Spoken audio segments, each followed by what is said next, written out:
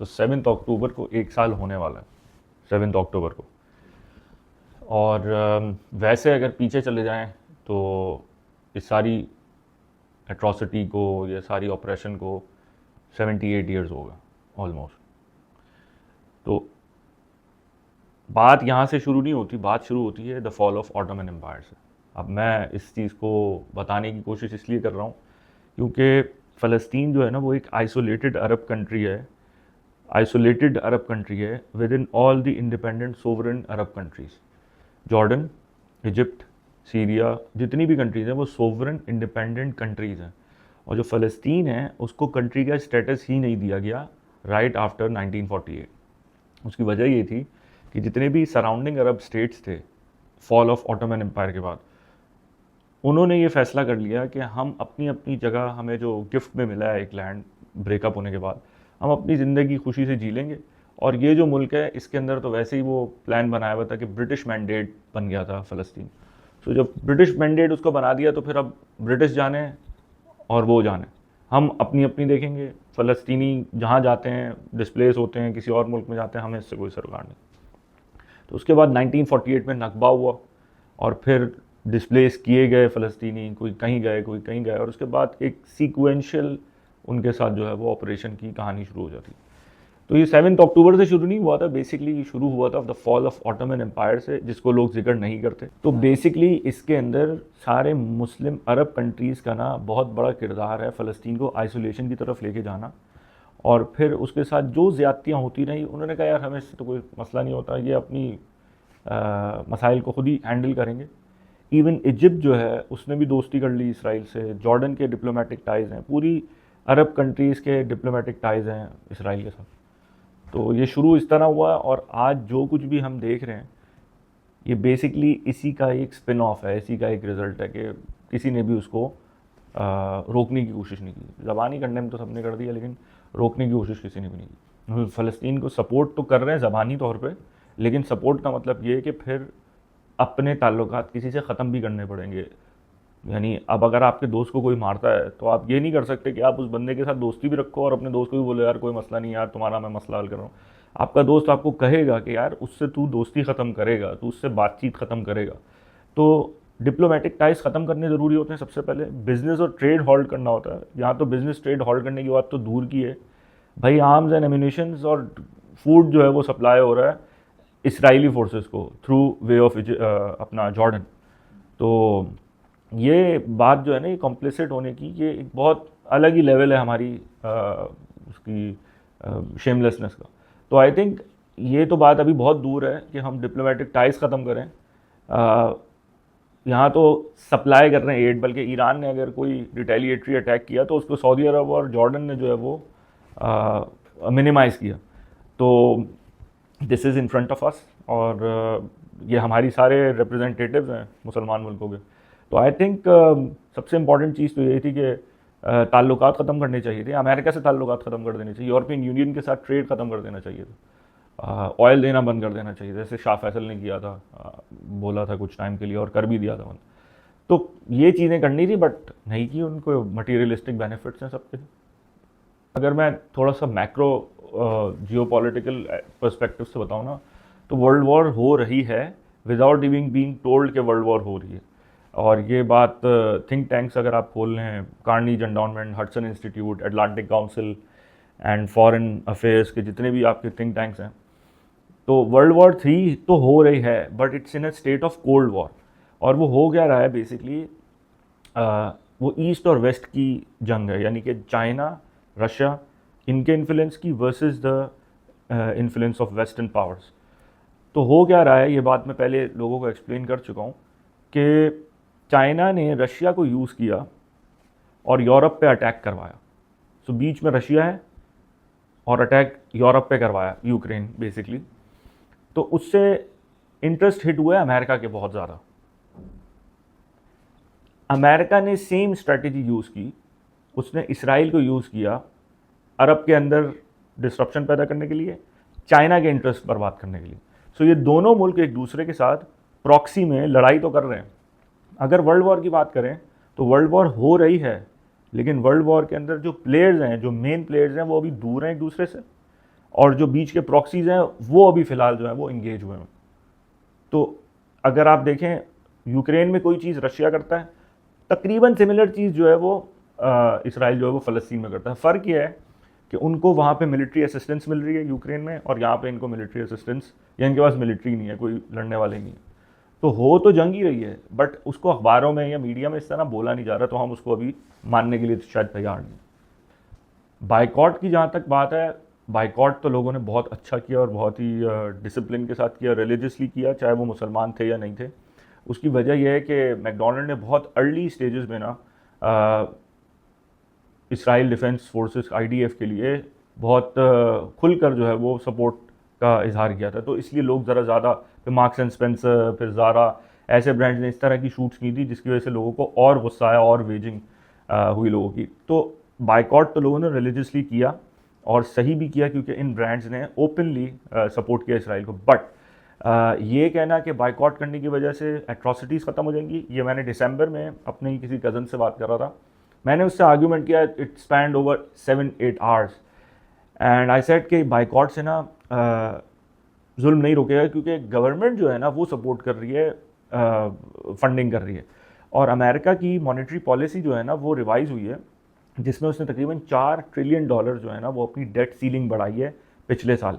सो $4 trillion means मतलब $4,000 billion, $4,000 billion, $4,000 billion में से वो डॉलर बांट रहा है। आप अगर फिगर्स चेक करो, पहले 40 बिलियन उसने बांटा, फिर उसने 30 बिलियन यूक्रेन को बांट रहा है। अब वो उसने प्रिंट कर लिए हैं पैसे, अब वो बांटेगा तो सही ना कहीं ना कहीं।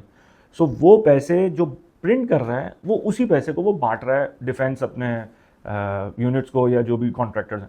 सो इट्स नॉट लाइक के ब्रांड्स जो है वो फाइनेंस कर रहे हैं ये वॉर।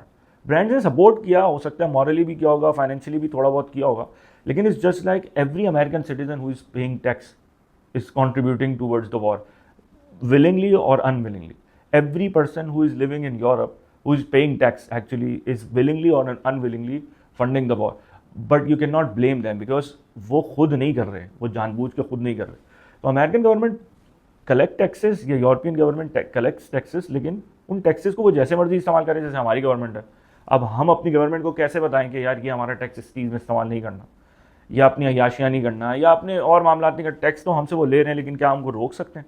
लेकिन अमेरिकन गवर्नमेंट या यूरोपियन गवर्नमेंट अपना पैसा जो प्रिंट कर रही है ना, उससे वो वॉर्स को फाइनेंस कर रही है, तो वो हम नहीं रोक सकते और वो रुकेगा भी नहीं। सो जितना मर्जी बाइकआउट कर लें, मेरा आर्ग्यूमेंट था, हम बाइकआउट से ना जंग नहीं रोक सकते। हाँ, हमने नैरेटिव ज़रूर जीता और हमने इस चीज़ को ज़रूर एक्सप्लोर किया कि हमने अदर देन मुस्लिम्स बहुत ज़्यादा हिमायत लोगों से ली।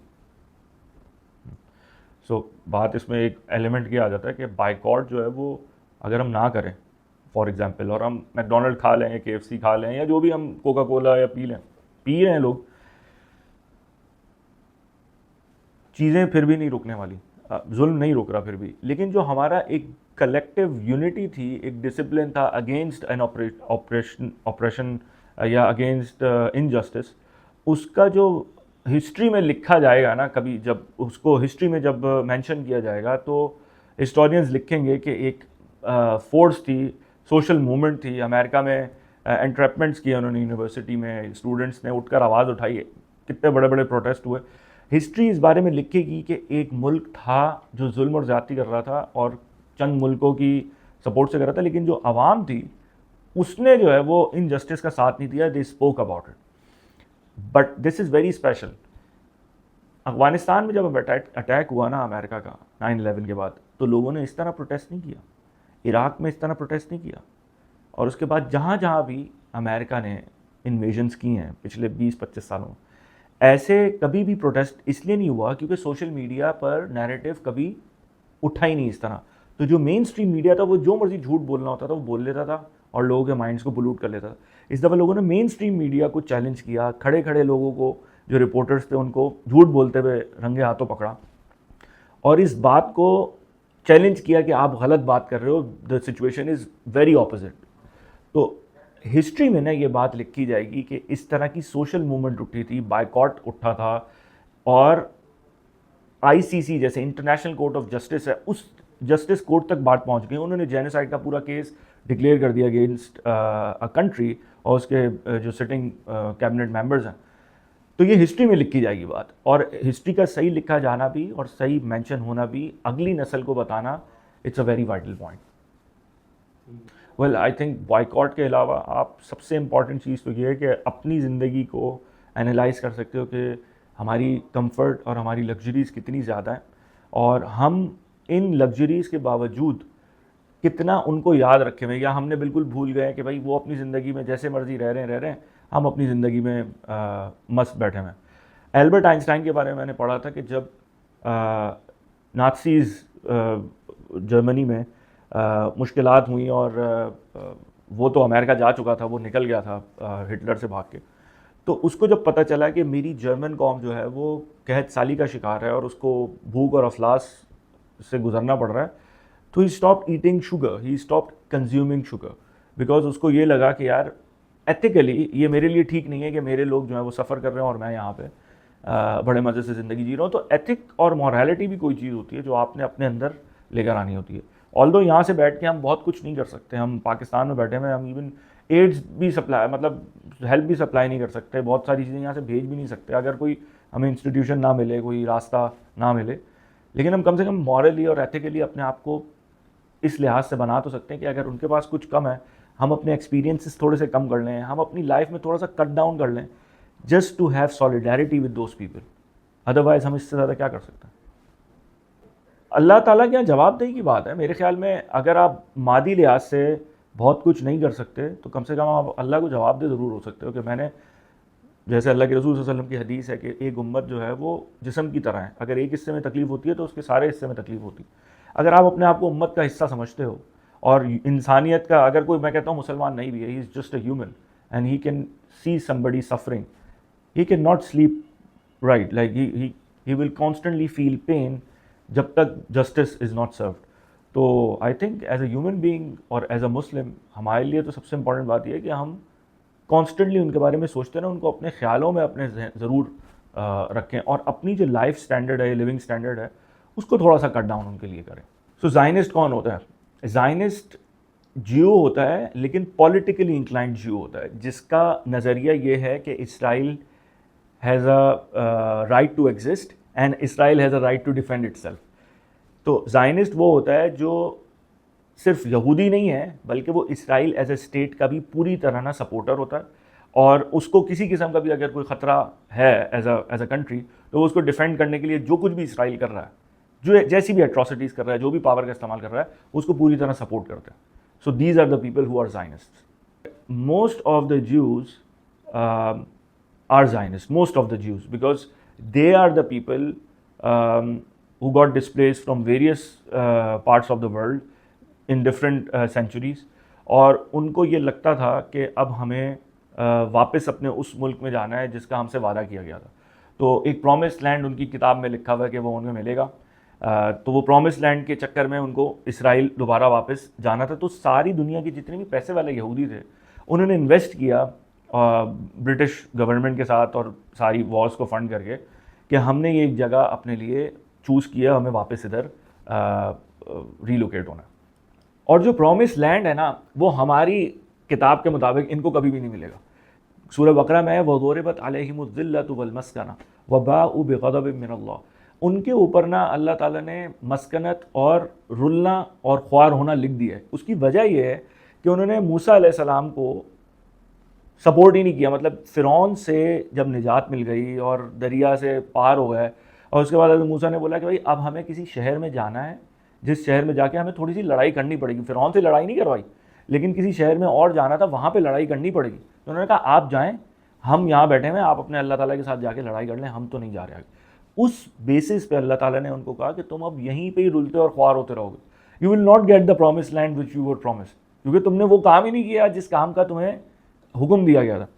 तो बेसिकली इस कौम के साथ ना, और इस कौम ने इसके ऊपर पूरी की पूरी सीक्वेंस में सूरह बकरा स्टार्ट जैसे होती है पहले पारे में, इनके ऊपर ना चार्जेस और एलिगेशंस जैसे इंटरनेशनल क्रिमिनल कोर्ट ने लगाया ना, अल्लाह ताला ने भी चार्जेस पर चार्जेस लगाए इन पर कि तुमने ये किया, मैंने तुम्हारे साथ ये सलूक, मैंने तुम्हारे साथ ये एहसान किया, तुमने ये सलूक किया। तो उस बुनियाद पे अल्लाह ताला ने ना इस कौम को किसी प्रॉमिस लैंड में जाने की इजाज़त नहीं है, बल्कि शायद किसी सूरत में ऐसे लिखा हुआ है, if I am not mistaken, कि किसी की बैकिंग के बगैर ये किसी भी जगह पे ना ठहर नहीं सकेंगे। किसी की बैकिंग इनको मिलेगी, जैसे आजकल अमेरिका की मिली हुई है, इससे पहले ब्रिटिशर्स की मिली हुई थी, उससे पहले किसी और की मिली हुई थी।